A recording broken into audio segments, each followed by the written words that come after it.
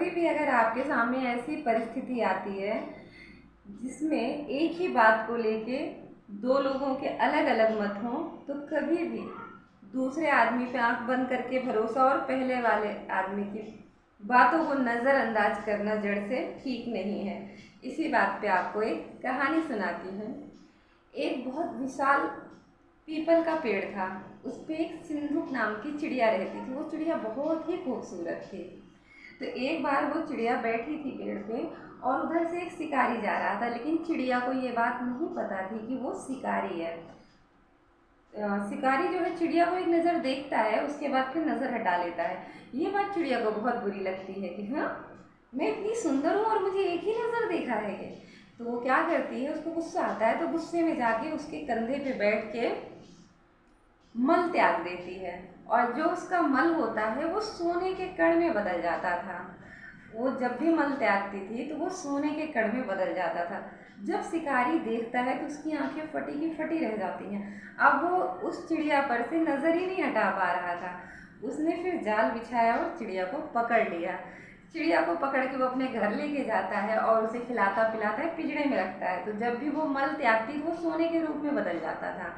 तो शिकारी जो है उसको बेच के काफ़ी अच्छे पैसे ले आता था। कई महीने ऐसे हो गए तो वो शिकारी काफ़ी बड़ा आदमी बन गया। तो अब शिकारी के दिमाग में आया कि मैं काफ़ी पैसे वाला हो गया हूँ, तो बहुत से लोग हैं जो कि मुझसे जलते होंगे, कहीं ये बात जो है राजा को जाके ना बता दें और राजा फिर मुझे सज़ा भी ज़रूर देंगे। तो सज़ा के डर से जाके वो राजा को चिड़िया ले जाता है राजमहल में और राजा को सारी बात बता देता है। तो राजा महल में सुरक्षित स्थान पे उस चिड़िया को रखवा देते हैं।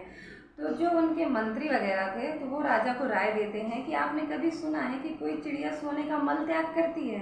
आप जल्द से जल्द इसे छुड़वा दीजिए, नहीं तो आप हंसी के पात्र बनेंगे, जग हंसाई होगी हमारी।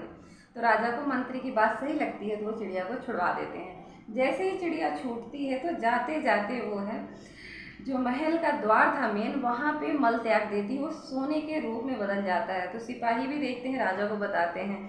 फिर राजा बहुत पछताता है। चिड़िया जाते जाते ये बोल के जाती है कि एक मूर्ख मैं जो मैं अपने घमंड में शिकारी के कंधे पे मल त्यागी, दूसरा मूर्ख वो शिकारी जो आपके डर से, राजा के डर से राजा के पास मुझे लाया, और सबसे बड़ा मूर्ख राजा जो मंत्री की बातों में आके बिना मेरी परीक्षा लिए मुझे छोड़ दिया। तो बिना विचारे कोई काम अगर हम करते हैं, कोई भी करता है, तो पीछे वो पछताता ही है। और मेरी छोटी सी कहानी अगर आपको अच्छी लगे तो मेरे चैनल को सब्सक्राइब कर लीजिए, वीडियो को लाइक करिए, शेयर करिए, कमेंट करिए। खुश रहिए, मस्त रहिए।